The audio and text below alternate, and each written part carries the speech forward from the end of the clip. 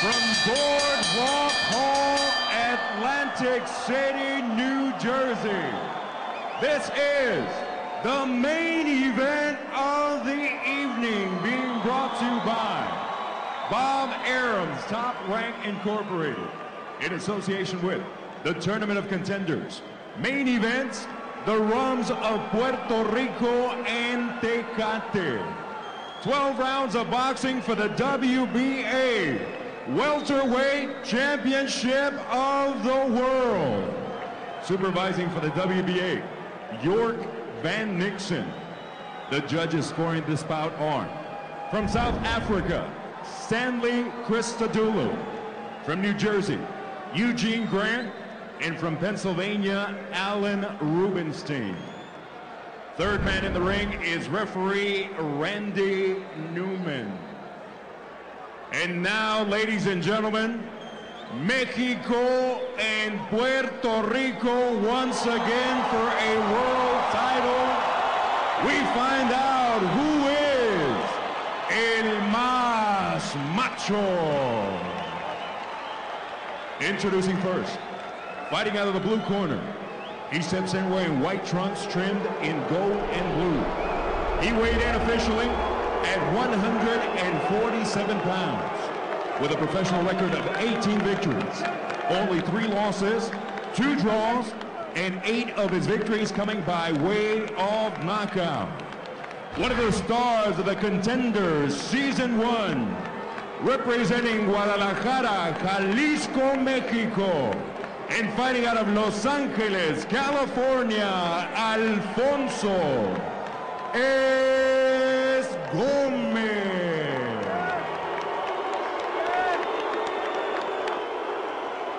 And in the red corner, he steps in wearing black trunks trimmed in white. He weighed in officially at 146.5 pounds.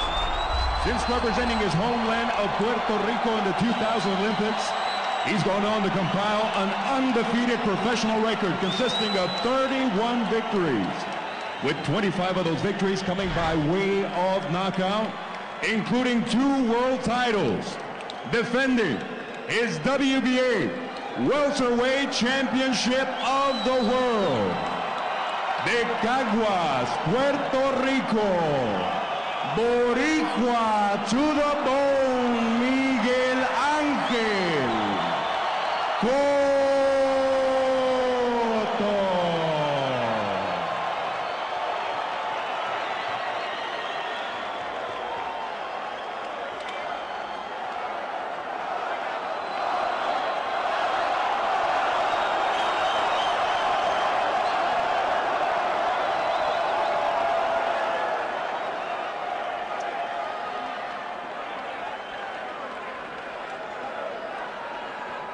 Let's go, guys. Cotto, let's go. Okay, gentlemen, there's a world championship fight. You both know the rules have been thoroughly gone over. I want you to remember 2 things. I want you to obey my commands, but most importantly, defend yourselves at all times. Now shake hands and come out of the belt. A contender used to be somebody in prize fighting. Can Alfonso Gomez make a modern contender somebody again?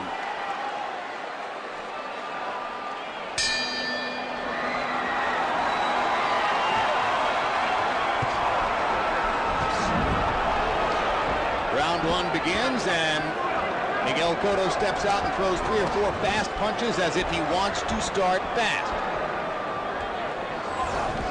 Cotto's so confident in his jab now after what he accomplished in 2 fights last year. Good left hook to the cheek of Alfonso Gomez early. Now Gomez gets off a right hand, partially blocked by Cotto, who's become very deft at blocking shots upstairs with his gloves. A little bit unusually confident, a little bit arrogant and cocky even in this fight, the way it's starting off. And he's throwing a lot of big bombs off the bat, which he normally doesn't do.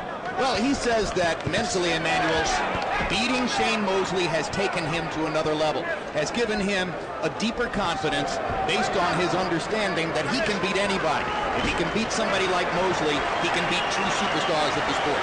Well, he showed a lot of different skills in fighting Mosley. He showed he actually was outboxing Shane, which surprised with his jab. And even when he was in trouble about the 9th or 10th round, he moved around, worked himself out of trouble, and got back into the fight at the end. So it was probably very, well, I can see he had so many career-defining dangerous moments that he's had, haven't been knocked down and hit so much, but that was the one.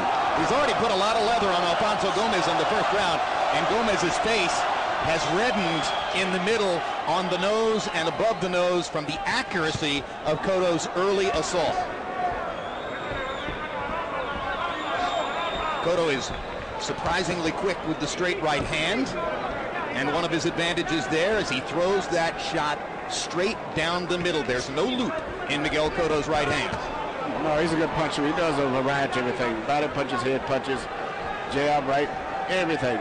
But his jab is seeming to be the most effective punch so far as the fight is moving on. The most noticeable thing is that Cotto is quicker with his hands. He's beating Gomez to the punch more often than not. And that is often the difference in the levels of the game, the quickness of the fighters. Gomez has been very confident leading up to the fight, stressing that after what he went through on the Contender and having beaten Gatti here and having beaten Bentaki, he doesn't feel as though there's any reason for him to worry against any opponent. And there's a good left hand by Gomez that momentarily stops Cotto in mid-combination. Even though Cotto's thrown a variety of punches, the only punch he's really been effective with has been his left jab. Most of the wide punches, Gomez is picking them off and catching them on the side. But his left jab has been very consistent. Sometimes Cotto will switch to a southpaw stance, and he's been surprisingly effective with it, particularly against Zab Judah. And he wobbles Gomez with a left hook to the body, the trademark punch of Miguel Cotto. That almost looked like a jab to me.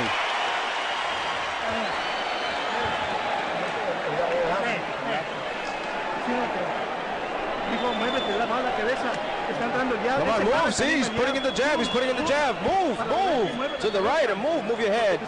Because he's coming in with the jab. He's hitting with the jab. He's catching with the jab. Keep your hands up now. As soon as he puts it in, you throw yours. But come on, immediately. Come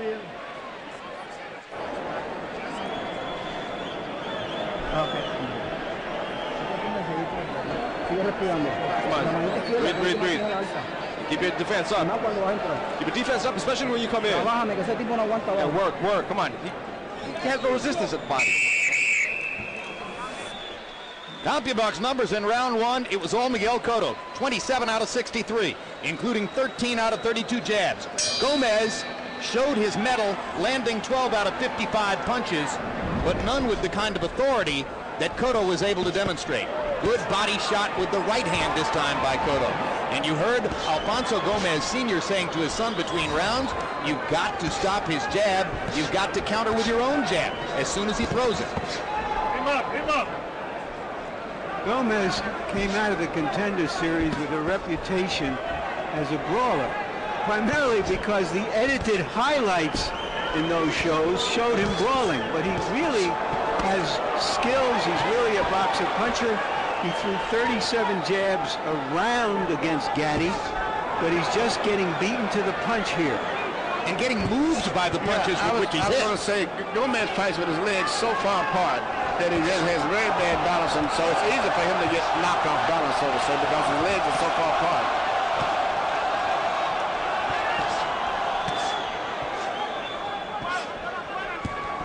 When you look at the marks already on Gomez's face, it suggests to you the authority with which Cotto is landing out there. Yeah, Cotto's landing a lot of punches. Most effective that hard, stiff left jab, though, that he's landing. Good left hook to the body again by Miguel Cotto. Gomez keeps his right hand to the side of his face, and as a result, Cotto is just having a picnic going right through the center. But why has he turned southpaw? I think he just feels really comfortable in this fight. He just seems to be very relaxed and just having fun out there. I never saw him so confident and relaxed. I mean, Gomez is no slouch. And Cotto's treating this like a sparring session, Emmanuel. Yeah.